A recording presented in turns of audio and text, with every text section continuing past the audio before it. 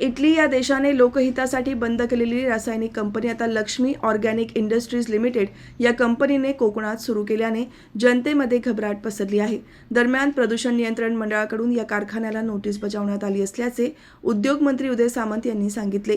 जनतेमध्ये आणखी संभ्रम निर्माण झाला आहे। उद्योग मंत्री उदय सामंत यांनी स्पष्ट केले की लक्ष्मी ऑर्गॅनिक इटलीतील कारखाना आणि तेथील यंत्रसामग्री विकत घेतली आणि त्यामधील जे रसायन होते ते तळोजा येथे नष्ट करण्यास पाठवली।